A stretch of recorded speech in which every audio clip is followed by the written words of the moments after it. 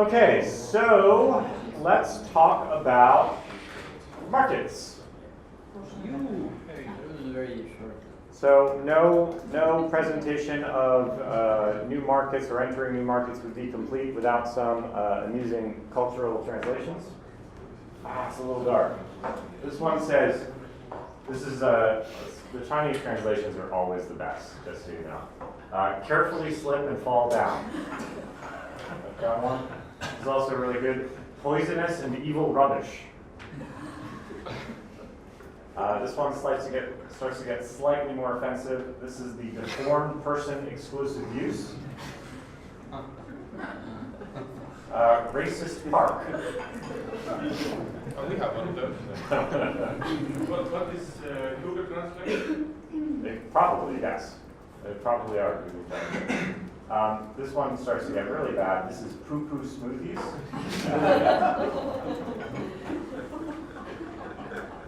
Why do you think that it's a translation mistake? That is perfect. This is a translation mistake, yeah. And then this one is, it's civilized to get close to urinate. I have no idea what the context of this slide is. I just really like it. It's usually near the urinals. Near the urinals, so like, yeah, get close. Don't like aim from far away or something like that. But this does have serious implications. I mentioned some yesterday, but I asked my guys to dig up a few more. Here's one that I found. This was a sneaker. Now I can't remember the name of the sneaker, but the symbol of the sneaker, so it was a Nike. The symbol somewhat resembles the word for Allah in Arabic. Right? So this was not very much appreciated by the Muslim population of the world. Okay? Simple error. This is just trying to represent flames, but very badly misinterpreted. I also mentioned this yesterday, the Zyklon, the gas and the Zyklon shoe by Umbro. Very bad association. Now these are not atypical errors. I think a lot of the stories like the Chevy Nova I told you about are actually apocryphal. But these are real things that happen, especially if we don't consider translation or culture or make sure that we're really entering the markets in a thoughtful fashion. According to price, those are really cheap killers. They're pretty cheap, right? Little cheap trainers. And maybe that's why they're so cheap, I don't know. So, I'm going to, what I first want to talk about is just which markets should we enter. Okay, that's it. I think particularly with more complex sales or enterprise sales that you're doing, we have a tendency to be very reactionary with regards to entering new markets. That means to say if we get like one hopeful lead from like, oh, Saudi Arabia, Aramco just called us and they're really interested in our security product. Well, clearly we should open an office in the Middle East.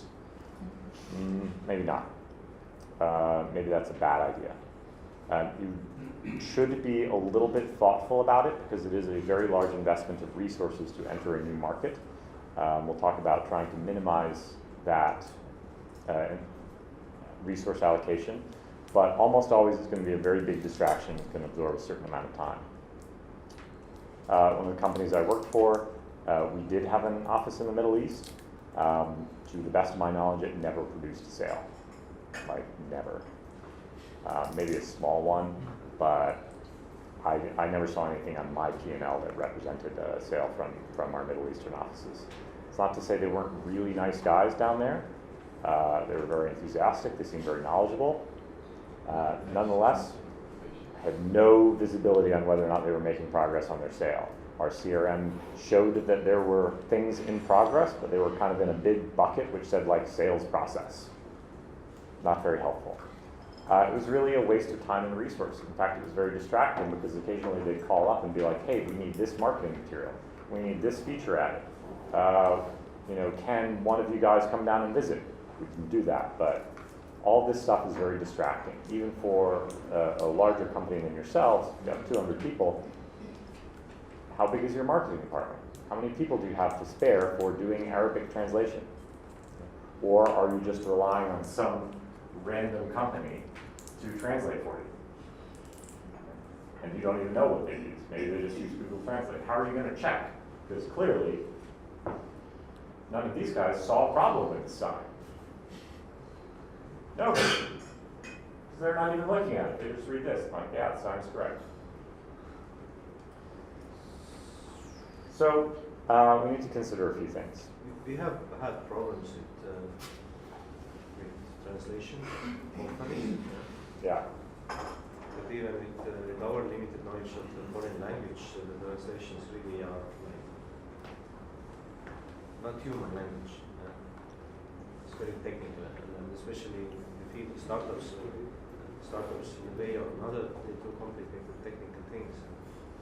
So now we have got translation files for Chinese. How in the hell I'm going to check if I don't have even limited understanding of Chinese? Yeah. If it makes sense to Chinese, and that's very tricky. Yeah, I agree. Localization is can be extremely delicate. Even just technologically, like localization can have a huge impact on UI. Because the word that I might put on this button for English might, most words in Chinese are like max 2 characters long. So what we did with China was that actually we asked our customer to do the translation. Yeah, that's a They are wonderful. local, so that's something we can trust them.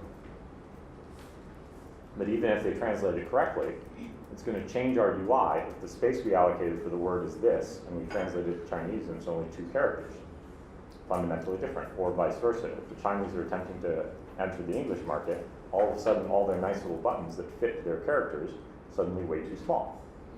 Particularly you go into Germany. You guys have seen German words, they're like this, right? Very, very long. In Poland. In Poland also? So there's a lot of nuance even to just simple translations. And your technical guys might be like, oh, internationalization, that's easy. I'm just going to wrap all the strings and I'm going to refer to a little table over here, which is going to have all the translated strings. Please believe me, I've done it. I've been the product manager who's responsible for that. It is not easy. Every time you introduce another language, you are responsible for updating it. That means every new version of your product, every time you add a feature, every time you change a screen, you have to update the translations every time. And you have to wait. You now have a dependency on some external partner, some external customer, it could be a translation agency, and you have to wait for them to finish. Right? So you've now added a delay to any major release. So if you're thinking about doing this, again, be cautious. We don't want to just randomly let's just translate to everything and then we'll have our bases covered. Oh man, you just added a huge amount of technical burden to iterating your product. If you are going to do this, I would strongly suggest you invest in some heavy infrastructure if you are actually at the scale, which I don't think too many companies are. There's maybe 1 or 2 that were really at the scale. Like, who's really targeting many different countries simultaneously right now? That's too many hands going up from what I read. So that makes me a little nervous. Maybe my question was too broad. How many people are targeting 5 different languages right now? Okay, slightly less. Okay, that's Languages are. We have over 10. you have over 10. How We many target customers do you have? a lot of. How many customers do you have? About 4,000. Okay, see that starts to sound more reasonable.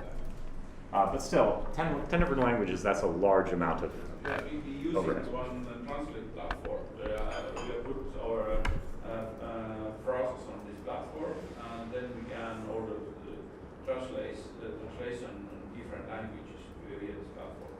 Okay. So I'm not saying you shouldn't do it because I don't know your specific situation yet. These But are mostly app translation, app phrase translation. app what? App. Application. Application phrase translation. Yes. So for this sort of thing, I would urge the rest of you to be a little bit cautious. You might be at the stage where that's necessary, but it does add a certain amount of overhead. If you do go down this route and you find yourself growing very quickly and you're like, let's add a whole bunch of languages, you may wish to consider slicing your code up so that you can roll out changes very effectively. You know what a feature toggle is? Feature toggle? You might have a different word for it. It's like when Facebook can roll out a feature a new feature, and it'll only be targeting like 100 people in Dubai. Right? So it's just a little toggle that is only toggled for certain users can see that feature. This is kind of useful, especially if you're doing internationalization, because now I can just toggle on that feature for a region, and maybe I haven't finished translating it to German, so let me not turn it on in Germany. Right? That'll simplify it. What you don't want to do with your technical debt is kind of increase your dependency to make a release. Like if we want to test something, we should be able to test it just in English in Tallinn. Oh, sorry.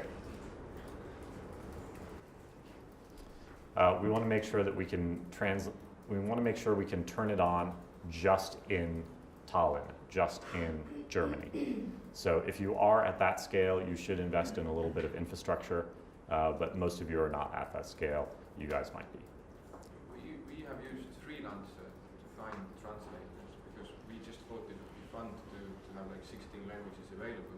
And not that we speak any of these languages, and we can't check the quality either, but we kind of thought it would be nice to have the system available in Spanish, for God knows why, and in Portuguese. And so we used freelancer to find the translators. It's incredibly cheap. It's like, I think they translated 35,000 words and charged us like $59 or something.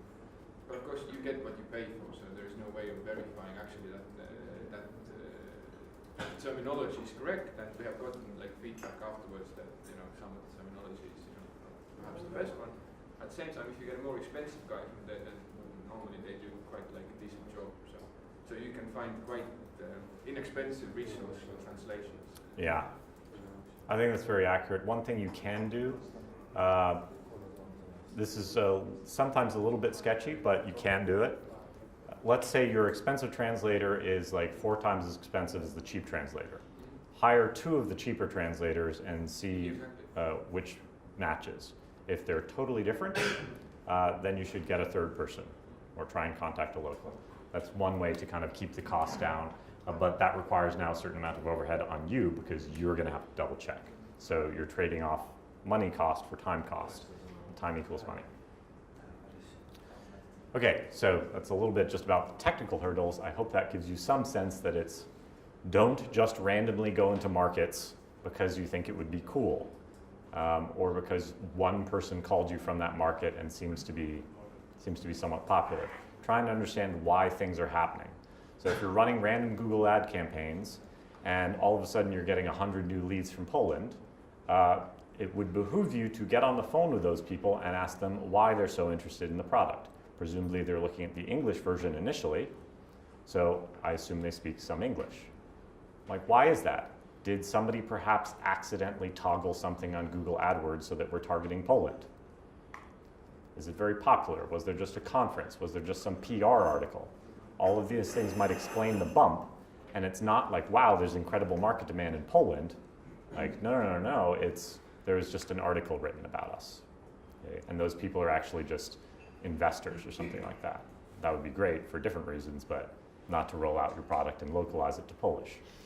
So try and understand the reason, try and be strategic about what markets you're entering, including even local markets. So I'm going to go through a list of just basic things to consider. This is not all of the things you need to consider. I have almost certainly missed some things. This is kind of like my basic list of things that I would be looking for and thinking about. So what I'd first like to do, I'll go through this list. Then I'm going to ask you to do some thinking about what markets you're actually looking at entering. And then we're going to go through this list systematically and we're going to prioritize your actual targets. Okay? Yes? No? Yes. Too boring? Too simple? No? No? This is useful? Yes. Okay. All right, so just very quickly, and then we'll go more into detail. These top 4 are really kind of like, hey, how big is the market? What's the opportunity here? Okay, that's one good criteria for entering a market. How big is it? Are there any clear regulatory hurdles which immediately shrink the market to 0?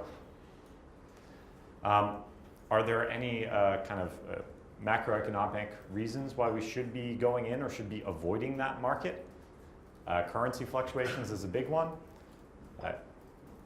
So again, I oversaw my Vietnamese and Chinese offices. I had a massive spreadsheet which had the whole P&L and cash flow and everything. And it had 3 different currencies on it, Vietnamese dong. So in Vietnam, the Vietnamese office was, we paid for local supplies like chairs and things in the local currency, Vietnamese dong. Salaries, however, were fixed to the US dollar because the Vietnamese dong was too fluctuating. So everybody liked to get paid pegged to the US dollar. And then we would get paid from HQ in euro. So you can imagine that was a very complicated spreadsheet. It required me to forecast the average inflation rate for those currencies up to 6 months in advance. And going back to statistics, do you guys happen to know what percentage of economic forecasts actually turn out to be correct? 0. I think it's slightly higher than 0, but it's certainly not 100. Okay. Again, read Nate Silver's book. I think it's really good book so far. I've only even read 200 pages of it, and I'm absolutely recommending that everybody read it and understand these things, because all the economists you see on TV talking about like China's a great market, or Vietnam's a great market, or India's a great market, none of them know. None of them. Particularly the people who are on TV. Because you are rewarded on TV for having strong opinions. You are not rewarded for having correct opinions. Absolutely no correlation whatsoever. Nate Silver and some other folks, I think, that he mentions in the book have actually looked back and analyzed the percentage of those things that are correct. It is below 50%. So you might as well flip a coin. So don't trust them. Now, I was responsible for me as an individual person who does not have time to look at all the great economic trends. I was responsible for predicting the inflation rate. Fortunately, I was roughly right, just because I took the historical inflation rate and said it's probably going to be the same. Just use that. I was roughly correct. So, economics and competition, of course. If there's a lot of competition in that market, that might serve to lower the total percentage of the market size that you can actually capture. So all this to me represents what is the opportunity. And these bottom 3 are going to be our capability to address that opportunity, like our proximity, including our connections and network to that market. Is there anything about the culture that is going to change things, including the pace of business? For example, if you are doing a business meeting in France, anybody done business in France? Any French people here? No. Yes, you have. We've tried. You've tried? In English. Describe a business meeting in France to me. Is it? No, it was actually all happening in English. Uh-huh. We were approaching the I meant international just chain with the of people. hotels. So. Okay. It's more likely the problem that we would like to go there, but they only speak French. and only speak 2 French. Yes, that is very true about the French. They really like their language. They're also like very formal in business. If you have a meeting with French people, they're much more likely to show up in suits. It's going to be all about business. Yes? I've been working at the British Embassy in Estonia. Yeah. As a marketing marketing. And one thing that really struck me with French people was that at meetings, they never take decisions. It's like really rude to take decisions during the meeting. And at first for me it was really weird because I didn't understand why we met them. But for them, if you push them towards a decision or making an agreement, then they definitely said no or for Yep.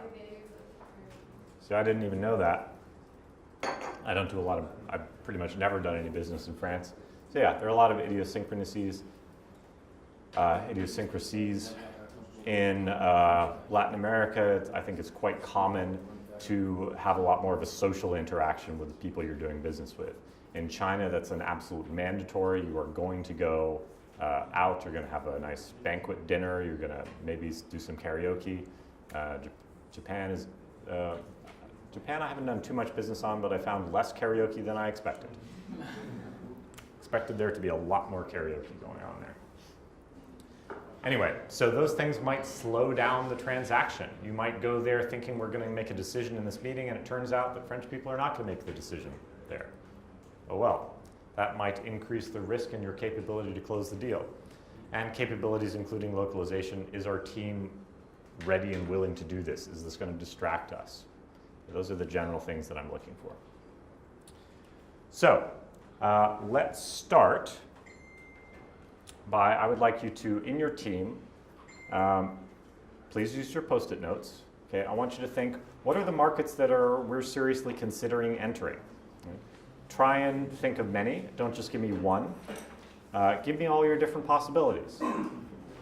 Are you thinking about entering Germany, France, Kazakhstan, wherever? Are we doing it together or? You can do it together. Yep. So if your customer profile really captures the essence of the person, you might find that your profile actually spans across several different languages and regions. In particular, in this case, the engineers in Poland are generally going to be reading English documentation. They can read English very well. Same thing in Ukraine. In Vietnam, they read the English documentation. In China, they do seem to prefer Chinese documentation. They will favor that. Right? They don't all speak good English. Some of them do. In Vietnam, however, most of the documentation is not available in Vietnamese, so most of the Vietnamese engineers, at least the ones that I worked with, let me give that caveat, could read English, if not speak it. So this is a case where dividing up by region is not actually perhaps that sensical, because the psychographic is good enough that it actually matches abroad regions. It's more appropriate to talk about English speakers versus Chinese speakers versus Spanish speakers. That's a better distinction. If you encounter that situation where you really have a firm understanding of what it is, like who is doing the cross-cultural buses, the Wi-Fi buses, passenger, right? You guys are more targeting a psychographic of like perhaps city officials or transit companies who are doing international transit. These might be very international companies where everybody's speaking English anyway. I don't know, but just as an example. France is an exception. France is always an exception. Oh, you French. Do you understand what I mean? So in this case, we might be more interested in the distinction of like, oh, enterprise versus SMB or some other characteristic. So in this case, you guys might be thinking about, well, your categories might not just be France, Germany, Poland. It might be France companies with larger than 50 buses, France companies with smaller than 50 buses. So it might be 2 segments for each market. That's another good way of dividing this up if you find yourself with only like 2 Post-it notes. Okay, keep going for another 2-3 minutes. One of the patterns you will have noticed from yesterday and today is that I would always like you to generate a lot of ideas and then narrow them down. Okay, prioritize. Generate a lot of ideas and narrow them down. Janice always says go wide and then decide. Okay, go wide and then decide. Now, what I'd like to do is I just want to talk through some of these things individually. And I'm going to give you guys, so this next section is going to be like a little bit more open-ended. If you are already in certain markets, I just want you to kind of take a step back and say, look, given the capabilities of our team now and today, what markets would we choose to enter, even if we weren't already pursuing a lead in Kazakhstan? Okay? What would we actually choose to enter? So I want you to try and make a rational decision and ignore the fact that you have what we would call sunk cost. You guys know sunk cost? Yes? Sunk cost is the reason we get like things like Rocky 6. Well, we already paid Sylvester Stallone for the rights to use the movie. We might as well make it. Right? Sunk cost. So, so try and take a step back and try and make the most rational decision you can. Now, there may be overwhelming reasons, such as my investors insist we go into this market, or we're already there, so we might as well continue. I get it. Just try and think of it just from the basics right now. So, market sizing. How do you guys do market sizing? How do you tell how many customers are in that market? Count them up? What do you count them up from? Internet. Pretty good method. Right? Google it. Yes. Generally good. It does not work so well if you don't have a very good customer segment. right, you're going to get very bad information back. So if you think I'm just targeting SMBs, Gonna be tough. you're going to get a very large number, you're going to get very excited. It's a huge market. Latvia is enormous. Right? That's not a very good way to make that decision. You do need to get a little bit more segmented by vertical. Ideally, again, segmented but more by psychographic. So how many SMBs in my industry, how many SMBs who are doing social media campaigns. You can hire market research companies to do a little market research, including using some statistically significant sampling, which is not a terrible idea, but it might be a little bit expensive for most of you here today. I do recall there's one company who is selling quite a lot here that can maybe afford doing that. But most of you are not going to be able to afford that information. So again, you're going to have to mix the qualitative data with quantitative data. Other way around, quantitative data with qualitative data. If I go and do the Google research, and I found that there are 1,000 or 10,000 companies that match my basic criteria, like the stuff in that bottom left-hand quadrant of your persona, that's like, less than 5 employees, et cetera, that stuff. So you can do that research, and you're going to get a very big number. And now what you have to do is start doing very small sample sizes of randomly going and talking to those people, and maybe try and talk to 100 and say, out of those 100, how many are at least roughly close to my target? Half? A quarter? Like, don't give me like 37.5, because again, you have such a small sample size, you're just fooling yourself into thinking you have a really statistically significant sample. This is just qualitative data. And just look, and at the end of the day, you're gonna have to guess a little bit. Right? If I had 10,000 people, I talked to 100 of them, I sampled them, I'm like, 100 of them or 50 of them had the pain point I'm looking for. Okay, let me, at the very least, let me cut my estimate of the population in half. At the very least, I would suggest cutting it more, be conservative. If you talk to 100 of them and every single 100 of them had the pain point, then regardless of the margin of error, looks good. Okay? I don't have any great scientific method, because frankly, you don't have any scientific way of going about doing this. You don't have the money to do proper market research in this case. So just try and do some qualitative research to back up your basic assumptions about the market. Yeah. Which again goes back to customer discovery, basic statistics. You have to do it. There's no way around it. Even if you have to do it on Skype. What else should we consider about market sizing? What other methods do you guys use? Sometimes, from some countries, we have data about the customer segments and the size of the markets, and we use these numbers to carry them towards the other countries. Let's say that we have 50% of Estonian sports clubs, like your customers, use this data to use it in other regions. Right, so we can learn by proxy. So maybe Latvia is pretty close to Estonia, and is it? Yes, right? It's right, neighbors, just checking. I am American, so I'm not required to know geography. Latvia is very close. It's roughly the same culture, so we can make some maybe rough assumptions. Now, that's fine. I think that's a great idea, but be aware that it could be totally wrong. It could be absolutely wrong. Norway and Sweden, if I'm looking at the oil industries in those respective countries and I drew conclusions that the Swedish have a thriving, booming oil industry because of the data I get from Norway, I would be dead wrong. Actually, I have no idea what the Swedish oil economy is, but I'm pretty sure they're annoyed that the Norwegians have all the oil, so I'm fairly certain that those industries are not comparable. Okay, so just be aware that you may have a very biased, you may not be comparing apples to apples. Anything else? If there's already a competitor where you think you are better, then you can outperform, then if the competitor has some data out on the number of their customers or the revenues and such. Ooh, that's a nice thing.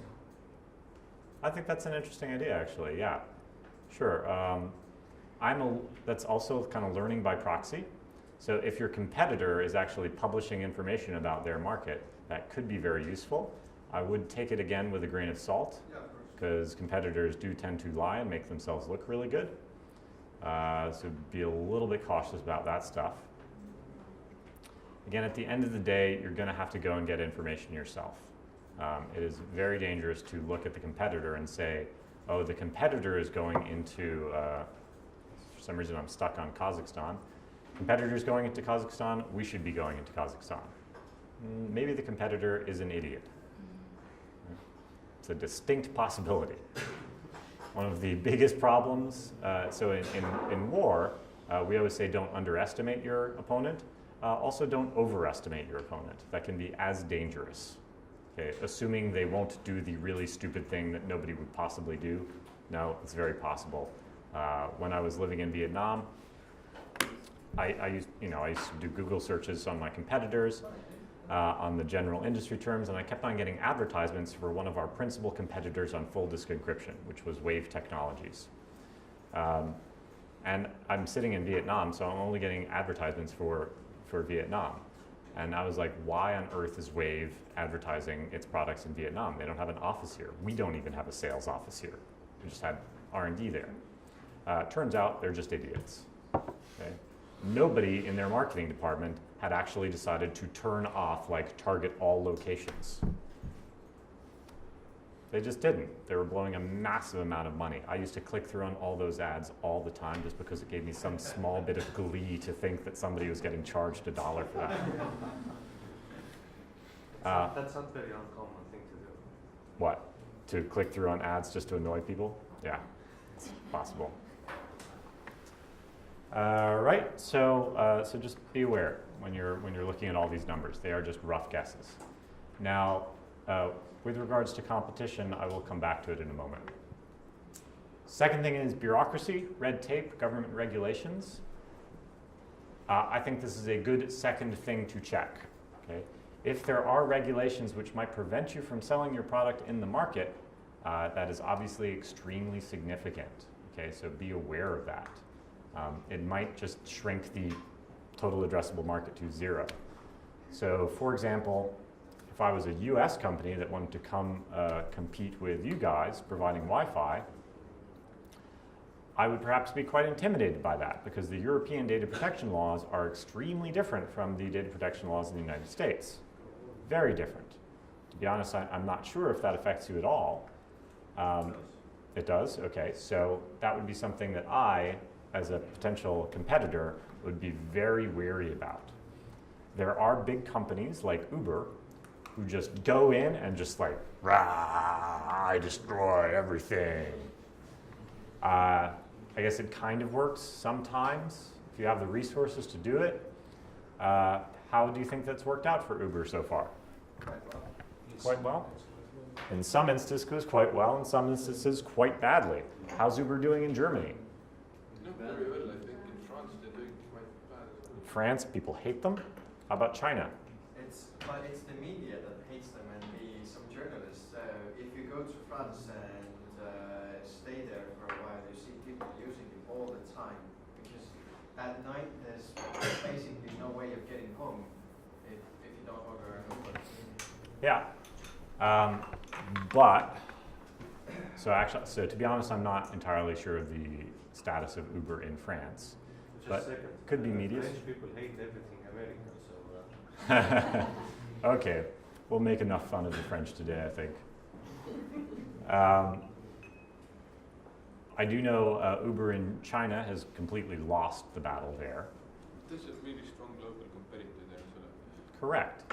There's also the strong local competitor is strongly supported by the government. Government. Yeah, but they merged. Yes, so Uber was forced to become their investor and partner. Right? So that's fine, but their initial attempt was just to go like, we're going in. Like that's their reaction to everything is we're going in, and they don't think about the counter reactions, possible media strikes, things like that. It's not saying you can't do it, particularly if you're as strong and as well funded as Uber, but you need to be aware of those things. You have to prioritize, definitely as a small startup, as to where you're going to go into, and I would suggest you don't pick giant battles that you can't possibly win. Uber now is getting kicked out of some locations where like I can't disagree with the results. They're doing very strong globally, but you know, if they'd been slightly more diplomatic about it, I don't see why they couldn't have worked very well in Austin, Texas, where they've now been completely shut out of the market. It's not a big market, maybe they don't care, but like, why did they do that? They probably could have, I mean, they lost the Chinese market as far as I'm concerned. Like, they lost their first battle, probably because they didn't appreciate how difficult it would be to enter China. So anyway, I think they could have been slightly better at it rather than just bulldoze in. But who knows? That might have been the only way to go. It's like free marketing. It is free marketing, that's one thing. That's a different tactic. Anyway, point is just to choose what makes sense. Now, I'm going to leave it at those two. Well, let's go through the next two, and then I'm going to give you guys a big chunk of time to try and evaluate the market size for the various different options you have. Okay, so I'm just going to talk about the opportunity so far. So that's red tape. To investigate this, how would you investigate it? Start by Pick Google, up the phone it's and cheapest call a option. Pick up a phone, call a customer, pick up a phone and what? You can start by Googling, it's the cheapest. Google it. How about call a lawyer? Yeah. Expensive, but possible. The embassy, your Chamber of Commerce might have some information for you. This is relatively easy information to get. Some of you may be in highly regulated environments. I don't think anybody here is doing biotech or anything like that. So anybody here, Labor market. you're in healthcare, that's very significant. Labor is going to be very significant. Who else has a market where there are going to be a lot of regulations that might apply to you? Okay, so this is very significant for you guys. So take a look at it. Google it, Chamber of Commerce, things like that. Try and get some estimation, even if it's very basic at first. Question? No question. I know it's Yeah. our area is very regulated. Yeah. It's very different in different countries. Yep, it certainly is. Pricing and macroeconomic trends. So this is kind of the obvious one. China is a very big market, but let's say for mobile games, the revenue per user is significantly smaller than the revenue per user for an iPhone user in the United States. Okay. So be aware of pricing differences. If you're targeting large enterprise companies, particularly multinational, this probably is not super relevant for you. Probably. Okay. If you're targeting SMBs, this is probably much more relevant for you. Okay. The SMB in India with the same number of employees is going to be able to pay significantly less money than one in Silicon Valley. Okay, that should be relatively obvious, right? So be aware of the large market trends, how much their price is. How can you tell if there's any significant pricing difference that you might have to contend with? How would you go about researching that? McDonald's price. McDonald's price is a good one. Big Mac index, you guys familiar with that? Average salary. Average salary might be one way. The Big Mac index is literally like what's the price of a Big Mac in all these different regions. It's actually a pretty good index of price comparison because the McDonald's supply chain is so consistent. Like it's the same friggin' hamburger every time, every country. It tastes exactly the same. So they always try and source locally. So anyway, it's an interesting way of looking at the price index, seeing if there are any big discrepancies. Calling your customers, that's a good one, obviously. What else? Competitive price quotes, excellent, right? Like, especially if it's for an SMB product or some comparable SaaS product, let's just look what you can do it. And how would you do that? So how would I go and look at the website for, in the UK, for a SaaS, let's look at KISS metrics, so a SaaS metrics product. Social engineering. Social engineering, how? Make a call, pretend you are some guy from UK, and high level price board for some system. Okay, so like we talked about yesterday, but if it's something that's sold online, maybe for those people who are selling mostly online, how could I check the prices in the UK? Buy it? But if I go to the website from here, I'm going to get the prices in Estonia. VPN, exactly, right? So get a VPN. They're cheap, You can get one for like $9 a month, something like that. And you can use Opera, it's free in there. oh, great. So what's it called? Opera browser. Opera browser apparently has a VPN built. Oh, they built it in now, didn't they? Oh, cool. So you can use Opera browser. Save $9. Nice. So yeah, I have a VPN because I sometimes like, my Netflix account is the US and I want to watch my US shows, but while I'm here, maybe it doesn't show me the same shows. So I can log in as if I'm from the US or anyplace else. You can select the location most of the time. I don't know if you can do that with Opera. Can you select which location you're VPNing from? You can. Great, so you can do that. So VPN. Anything else for checking for pricing? No? I think that's fairly reasonable. And last thing, of course, would be in terms of opportunity, look at the competition. Okay. I would, so I'll be a little bit, probably give you different advice from everybody else here in saying this is probably not the most critical thing for you to be looking at. Most startups die because they're not focused, not because somebody outcompetes them. If you focus and you can learn very quickly and you can experiment very quickly, you will beat the competition. You just have to go faster than they are.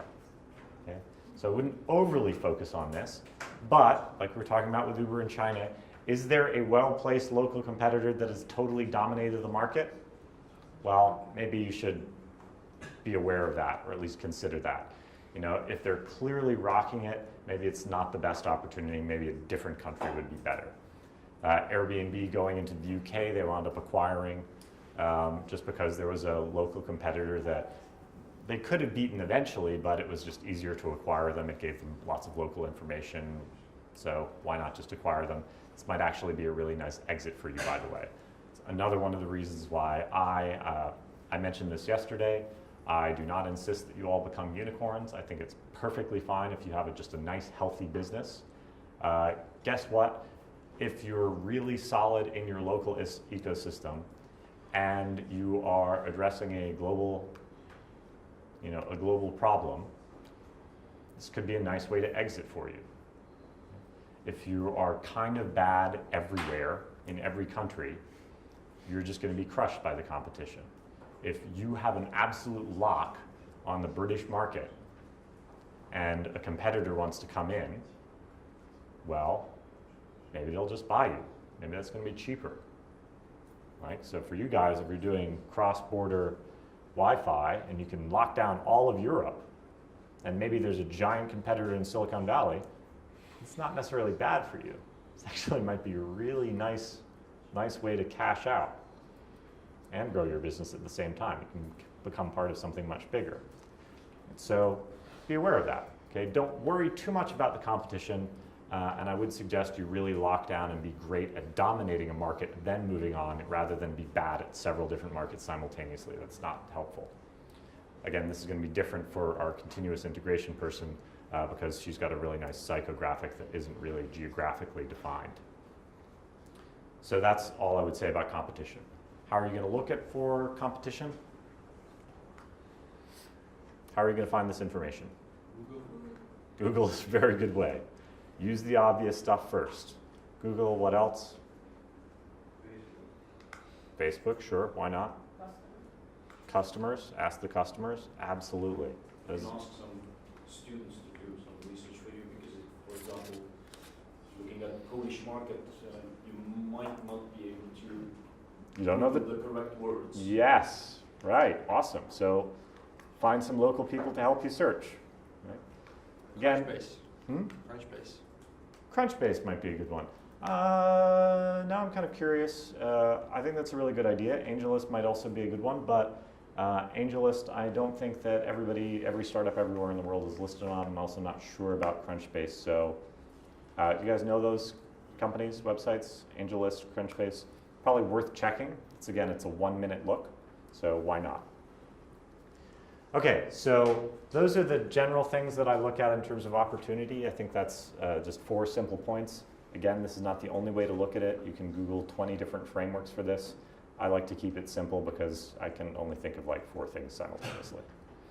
So we're going to take, I think, 15 minutes now. I'm going to give you guys 15 minutes. And I want you to just start thinking through just this part. and I will give you another way to do this. What I'm going to suggest you do is that you again think of this in terms of two axes. Okay? Draw a line, a horizontal line, and let's say you're like our Ship It Wise friends here. Is it Ship It Wise? Yes. I got the name right. Yes. They got a lot of different ideas here. A lot. So let's imagine we're going to be doing the 2x2 eventually, because I showed it to you yesterday and we're going to be using it all the time. Let's just start with just the horizontal line, and let's look at more important, less important. The size of the opportunity makes it more important. Don't worry about the uncertainty yet, okay? But if it's, again, if it's unknown, like you don't know how many people in the market, you don't know any legal obstacles, that would be less important, right? Less important. If you know the size of the market is very big, you're pretty sure that there aren't too many obstacles, doesn't seem to be too many competitions, more important. Work as a team. You guys should be Googling things. You look up legal things. You look up market size, et cetera, et cetera. Great. Okay. Anybody find any really significant challenges? Found it very difficult? Competitors? Legal is a bit challenging, I would say, yeah. Language, yeah. To look for the competitors, stuff like that. Which regions are you looking in? What, sorry? Poland, okay, yeah. One thing I want to note that a couple of people were doing is like try not to be overly scientific about this. It is tempting to try and make a really good market analysis and try and get firm numbers. Again, this might be my bias. I think that you will find some really good consultants and some good market research companies who will give you like, no, this is the market size, these are the market numbers. I don't have a lot of confidence in that stuff. Honestly, you can pay a lot of money to some consultant who's going to Google it for you and just spit out the numbers. And you know, it'll sound really scientific because it'll be like you have 187,000 different people that you can target. Okay, that sounds right. Is it actually right? What methods are they using to collect that data? Are they better than the methods that you can use? What I find is that your brain is very good at making fuzzy decisions. That's what it's designed for. Evolutionarily, we are designed to make decisions based on very limited data and make actually pretty decent ones. If you give yourself a very simple frame like harder, easier, more important, less important, your brain's pretty good at making the broad decisions and saying, well, these ones are less important. That's going to narrow it down for you. Because all we really want to do is focus. Okay? You're not going to make the best possible decision because you don't have all the best possible information. It's impossible. What you want to make is we want to make the best decision you can with the information you have and acknowledge the risks. Do not pretend you have complete information. That's not what the situation is. When you get a little bigger, you have a little bit more time, then maybe you'll have the time to get really accurate market research. You'll have the time to do customer discovery in the foreign market. But right now, you might be sitting here thinking like, all I can do is Skype people and try and get some information. We'll talk about ways to get a little bit more detailed information, but you get the information you can, you make the best decision you can now, and with the information that you have, okay? Other tip I'll tell you is with all of this stuff, I find it very difficult to agree with a whole bunch of co-founders what the most important thing or the most important market is. It's very difficult to agree to that. Has anybody had that issue? Yes, no, yes, no. It's kind of half-half, everybody. So look, if you're having problems finding the most important thing to focus on, the most important feature, the most important region, stop talking about the most important thing. It is remarkably easy to agree on what is the least important thing. I don't know why that is. It's just proven out for the past like 5 years of dealing with this stuff. It's very easy if you have a list of 20 things to just say like, hey look guys, I'm just going to move this one down. Nobody complains. Because nobody wants to argue if it's the least or second least most important thing. Nobody cares. Okay? Right?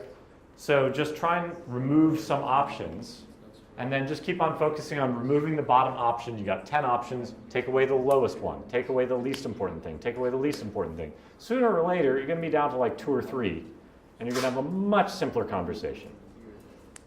I don't know why that is, but it's very consistent. Very consistent. So try that. Usually the arguments are just that why they occur that market research just hasn't been too profound. Yeah. I mean, you're all basically guessing anyway. So again, back to what we were talking about yesterday, instead of arguing about it, just agree on how you're going to test it. Okay? Say, you know what, maybe I'm wrong about the UK. Fine, you all want to go into Poland? Let's go into Poland. But let's figure out a way to test it quickly. And then we'll let the reality decide. Okay, so next section is more about your internal capabilities. So this is the easier, harder axis, right? Easier, harder. A few different things that I'm going to look for. First of all, network. The way that you will augment the basic research that you've just done is going to be talking to people. It's going to be having those customer discovery conversations, right? So, do we know anybody in that region? If you search on LinkedIn, do you have 10 first-degree contacts there? Do you have 0? How many second-degree contacts do you have? If you don't have a lot of contacts, you only have 100 people in your address book, okay, try second-degree contacts. Okay? Count them up. Which of these markets do you have more connections in? Do you have possibilities to actually interview people? To maybe have people help with localization? To maybe have people do a little bit of investigation for you, or at least tell you what the right search words are. Okay? Look at your network. I think that's pretty much it. Anybody have any comments or suggestions? How would you go looking for your network? See how you know, who you know? Just LinkedIn's kind of very obvious, yeah? Participate in some events. Yeah, you could participate in some events if you want to grow your network. Absolutely. What else? Facebook, obviously. Twitter's actually not terrible. Depends on what industry you're looking at, but some industries are incredibly popular on Twitter. I tweet, if I'm going to a region, I might tweet like, hey, I'm showing up in Dubai in 6 days. Is there anybody I should meet? I will actually get recommendations. Right. So use your social networks. Use your real life social networks. If you know well-connected people, your mentors, check that out. I'm going to talk more about LinkedIn networking later, but remember, there's a programmer kind of phrase or whatever that says, the amount of knowledge that you have is not just what you know, it's what you have access to. So you're in networks, you're in an accelerator, use it. So let's try a little game. Who here has a good friend in Germany? Okay. Who here has a good friend in Poland? Who here has a good friend in India? Say, we still got 3. Okay. Who here has a good friend in Japan? Still got 2. Anybody else want to try? Let's try a hard one. Kazakhstan? Romania? Romania is easy. Romania? Okay. Is there a country, Antarctica? Mauritius? North Korea? That's the tough one. I know Kim Jong-il. No. Mauritius, yeah, Mauritius. I know people in Mauritius. So look, we have a room of 20, 30 people here. This is not that hard to find some connections, so use it. And this is not even counting the mentors in the program. If you guys aren't leveraging each other's networks, you're doing yourself a disservice. There's got to be somebody. You have to help each other here. So this is not hard. You can reach almost any country almost immediately just by asking everybody in the room that you happen to be in at the time. Okay, and most of you are Estonian, right? Okay, so it's not even the most, this is not exactly the most ethnically diverse room I've been in recently. So you still reach all across the world. So network. Cultural differences. Now, cultural differences obviously get quite significant. I do like, there's this wonderful set of drawings this gentleman produced about different cultural differences between Western perceptions and US perceptions. This is one on power distance. So this is the boss in China, very, very big. This is the boss in the United States. This is just a little bit bigger. Okay, we're Western boss. Differences like this are very significant. I would like you all to have your laptops or mobile phones for this next part. I'd like you to go to this website. You guys, who here is familiar with Geert Hofstede? Great. You can take a pass if you want to sit on this one. There's actually an interview on one radio station in Estonia about a company that produces really good quality audio equipment, loudspeakers, and there's a lady that runs the company, and her father actually transferred.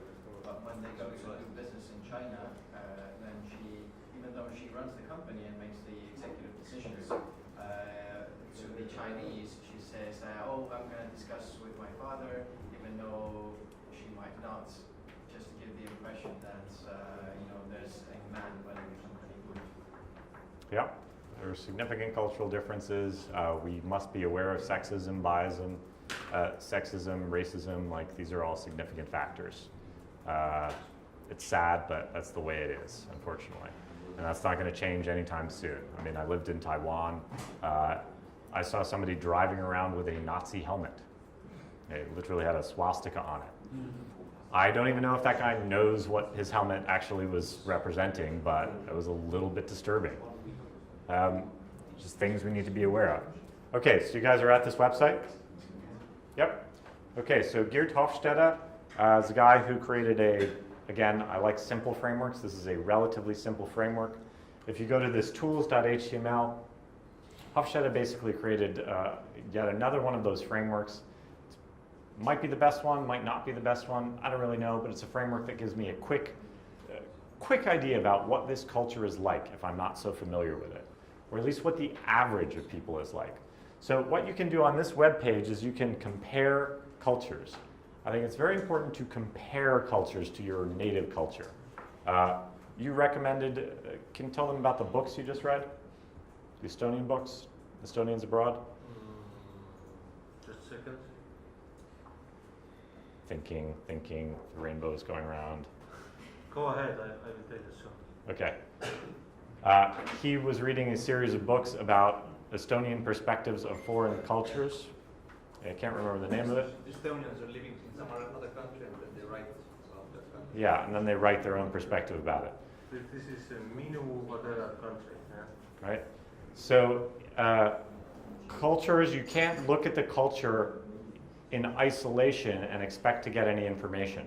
Like if I tell you the power distance in Japan is very high, that means a lot less than if I say it's very high relative to the United States. Because if I say it's very high and we're talking to a room full of Vietnamese people, it's actually not very high, it's perfectly normal.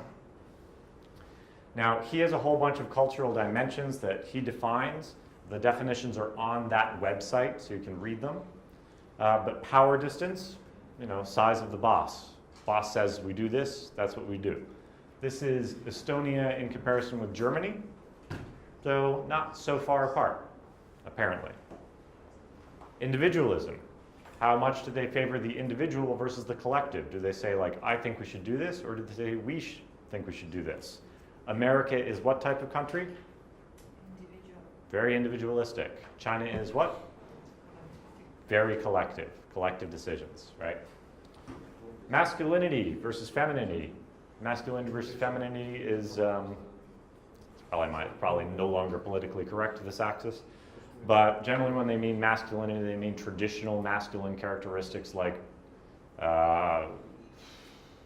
who's familiar with this concept? So femininity is easier to define. It's like more nurturing. It's about making rational decisions. Rationality, because clearly women aren't rational, of course.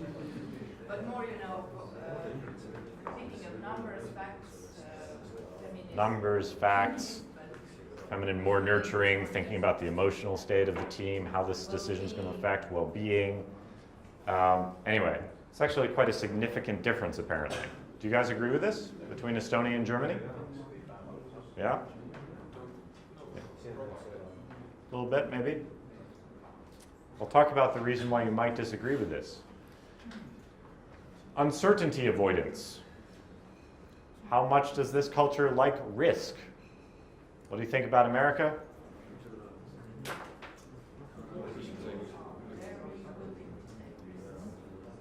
Somewhat more prone to take risks. Germany is one of the most insured countries in the world. Yeah, really. Number one insurance, but that's like So they're pretty high on uncertainty avoidance there, I guess. Long-term orientation. Are they looking at the future, 20 years, 30 years, 50 years, 5 years, whatever? Or are they looking at the short term? America is what? Short term, very short term. China is very long term. And indulgence. Actually, they didn't even have this axis when I originally studied it, so this is a new one on me. But I kind of like it. Like, how much do the people in that country, are they kind of like allowed to indulge in short-term pleasures? Apparently, Germany seems to score much higher on this one than Estonia, which I guess, from what I know of the kind of stoic Nordics, kind of makes sense. Certainly, there are certain things in the German internet that lead me to believe that that's higher. We don't even know what that word means. Oh, perfect then. I think there is very high margin of error. So let's talk about this. When we talked about margin of error, what did I tell you to look for? The asterisks. Look for the asterisks. So all this research that you guys are doing, be super cautious about reading websites and taking them verbatim. That's what I mean about looking for false scientific accuracy. So all those numbers you just looked up in the last thing, one of the reasons I prefer to look at it from a very broad perspective is there's probably a massive margin of error. None of those market research surveys you read probably had the margin of error listed there. If you look on this web page, actually for Estonia, there is an asterisk. And if you scroll all the way to the bottom of the page, it's going to say, it says like, hey, this research was not conducted by Hofstede, it was contributed by somebody else. Now, frankly, I don't know Hofstede's research methods that well, so I don't know if those are any better than this person's research methods. But it at least should lead me to go like, okay, do I agree with this? This is your baseline. These are your assumptions. This is not perfectly scientific to be taken as fact. These are your assumptions. Now you can take that into your customer discovery interviews and try and validate whether this is true. Another thing that I have noticed personally in my travels is that, again, psychographics trump national character. Okay? These are very much national character. Psychographics will trump that. What I mean by that is that an entrepreneur in Estonia is actually pretty similar to an entrepreneur in Dubai, who is pretty similar to an entrepreneur in Japan. Granted, the Japanese as a whole are not very comfortable with risk. But an entrepreneur in Japan, if I took all the entrepreneurs in Japan, I'd say probably they're a little bit more cautious than the Americans.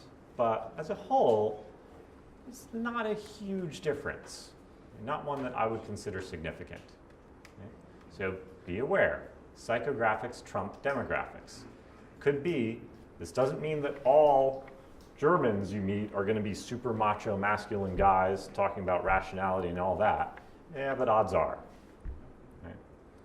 So, keep this website open in a tab. Once I go through the next one, I'm going to ask you to look up and compare your country, the countries you're considering. If there are significant cultural differences or there are unknowns, that's going to be harder. Right?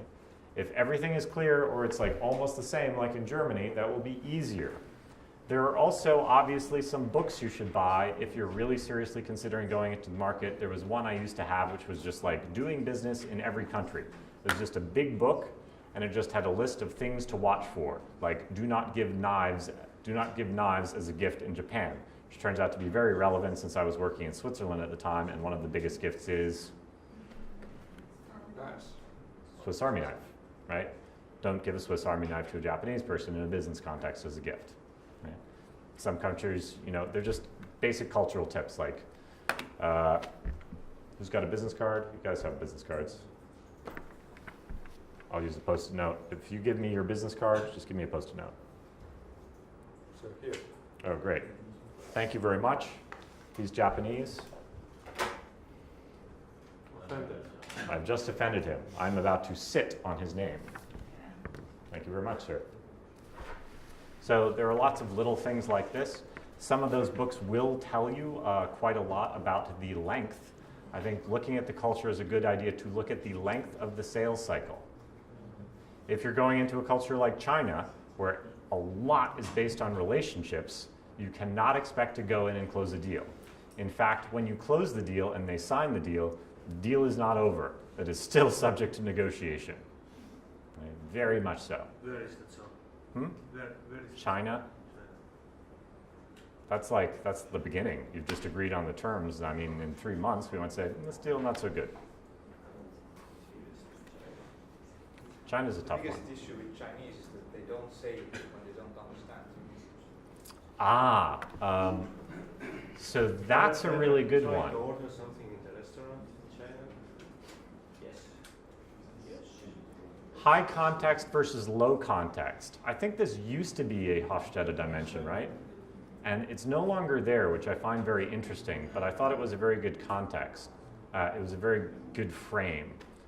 So high context communication versus low context communication. So Americans are very low context, meaning if I say something, you don't need any additional context to understand it. I'm from New York.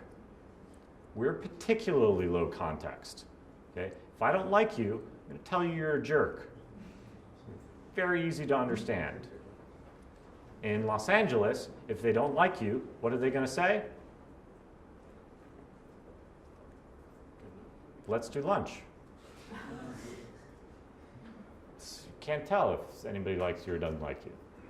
I swear, I've lived there. Lots of people offered to do lunch with me. I thought it was a joke that was a stereotype there. None of those people did lunch with me.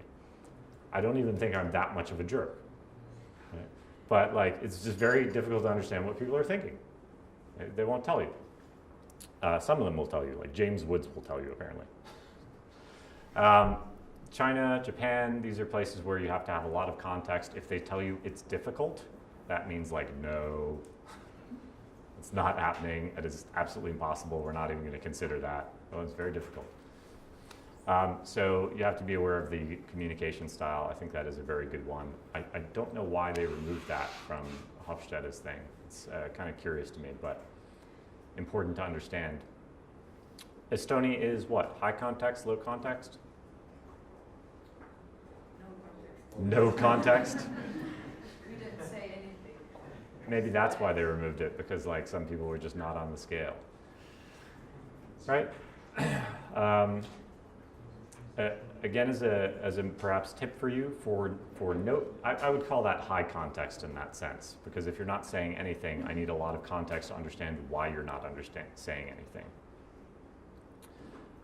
When you're dealing with other cultures, it is much easier for the high context people to adapt to low context rather than the other way around, is what I've tentatively found. So again, we did a lot of cross-cultural training when I was in Vietnam, because I had to prepare them to do business with the Swiss and deal with it when I was gone, deal with the executives in Switzerland. And frankly, it's easier for the high context people to just get over it. Okay, so if you're doing business with America, you just need to get over being taciturn. If they ask you a question, you just need to say stuff. And I think you've seen that in the last day, right? If you don't respond to me and I ask you guys a question, I'm annoyed. It's an Estonian thing. Right. It's coming from the past educational system as well. Sure. You weren't allowed to ask questions, you weren't allowed to express your personal opinion, and if you did, and you happened to be wrong, then you were screamed at. So basically it's coming from there. Yep. But just in terms of information theory, I can't change, I have no access to the context, right? There's no way for me to understand the Japanese person's context of like 5 different ways to say no. It's impossible. There's no way for me to adapt to that culture, at least very quickly. The easier thing would be for the Japanese person in this case to just get over it and explain it to me. Okay, take me aside and say, hey, look, in our culture, this was very rude what you just did. I'm not saying it's easy for them. I'm not saying it's going to be easy for you guys to get over that. But if you go to the United States, you guys are going to have to be very proactive about saying, this is what I want. This is what I need. I'm constantly having Turkish people come over. I'm working with another accelerator, T-Jump. These guys are coming over totally unprepared. They're not telling me, in some cases, they're not even mentioning that they don't speak English very well. I'm just like, why is this person giving me blank stares? And like, seriously, 2 hours into this workshop, this one person was just giving me no responses. And finally, somebody else took me aside and said, they don't speak English very well. Like, why didn't they say that? Okay. So you are the ones who are going to have to adapt. If you are going into another high context culture, it is going to be very difficult for you to adapt. You either have to convince that person to give you more information, or it is harder to enter that market. It is going to be easier for you to enter the US market rather than the Chinese market. Okay? Just because of the culture, right? It's going to slow down the sales cycle if you don't know the context. Anything else about this? Cultural issues, identities, tips, tricks? That's actually one interesting thing. If you scroll down, you read the stuff about individualism. It says here that most Estonians believe that everyone should be allowed to do his or her own thing, reach new heights, or even dig their own graves. Anybody dug their own grave here yet? Sure. So again, during the break, one more topic, and then we're going to give you guys some more time. I'd rather give you guys all these topics at once and give you a big chunk of time, and then we're going to have lunch. Last thing is, what is this a picture of? Pony. Horse. This is an incomplete zebra. So the last thing is just Teams capabilities, what you can do effectively. Now, I think as entrepreneurs, our general tendency should be to look at what we have and make it work, okay? Hack around the problem. So if you don't have language translation abilities, as you said, like hire 2 different services and compare them. That shouldn't stop you when you don't have resources. But if you're doing something as aggressive and entering a new market, which I think should require a certain amount of thought, okay? I'm not saying look at it for 5 months and analyze it, but at least give it the good 15 minutes. Okay? Try and look at your capabilities and think about, well, do we have a sufficient team in order to go around the build, measure, learn loop in this new country? So if I'm looking at my network and I have no connections there, I have no language ability there, okay, I worked with a Japanese team that they wanted to target US consumers, and they didn't speak English very well. They had one guy who spoke English decently. The rest of them could maybe understand it, but definitely couldn't speak it. That obviously makes it incredibly difficult for them to write marketing material or even make a landing page. It's just obviously the case. So be aware of your own limitations. When I say a complete team, I mean this is what you need to do, right? You need to be able to go around you need to be able to build something, get it to the customer, and get feedback. If you don't have all the capabilities to do that in that market, then it is going to be harder for you to iterate and find product market fit in that new market. So please look at your capabilities. Bless you. Also look at your bandwidth. If you're working 14 hours a day, maybe you need to hire another team member if you really want to address that new market. Okay, so just be aware of it. It's not impossible to address those skill gaps, like language skills, or look for partners. We'll talk about maybe value-added resellers, but just be aware of it. If you don't have the complete capabilities now, that makes it harder to enter the market. Clear? Super clear. Super clear. Okay. So what I'd like to do is we'll kind of run this into lunch. I want you to keep looking strategically at your potential market entry points. And I want you to use your 2x2. Okay? More important, less important. Easier, harder. Last three things we talked about are easier, harder. Well, we have the language capabilities in-house. We have a good network. I want you to look on your LinkedIn profiles. How many connections do I have? I want you to look and compare it for Hofstede's cultural dimensions. I want you to Google any business tips for working in that region. And I want you to try and make a rough judgment, easier, harder. That's it, just a rough judgment, just to try and prioritize which markets you're going to be targeting. Okay?